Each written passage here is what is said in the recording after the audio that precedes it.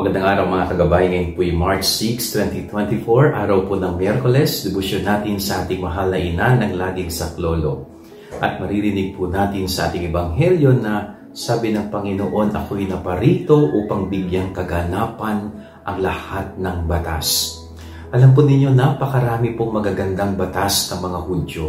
Napakarami pong magagandang kautusan na itinuturo ang mga tagapagturo nung time ni Jesus.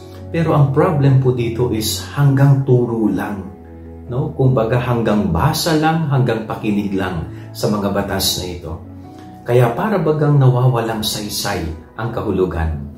Kaya yung pagparito ng Panginoon, yung kanyang pagdating, ay bigyang kaganapan ang lahat ng batas na ito.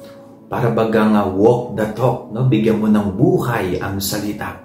No, kapag ang salita ay walang buhay, mananatiling salita ito at walang pakinabang.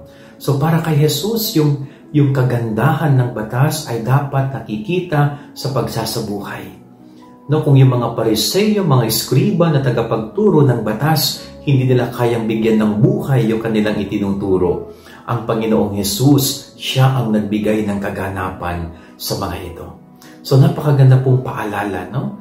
Yung 10 utos ng Diyos, napakaganda kung ang mga ito ay mananalaytay sa ating dugo at buhay. Itong mga kautusan ng Diyos, napakaganda kung ang bawat isa ay magsisikap na isabuhay at bigyang kaganapan ng mga ito.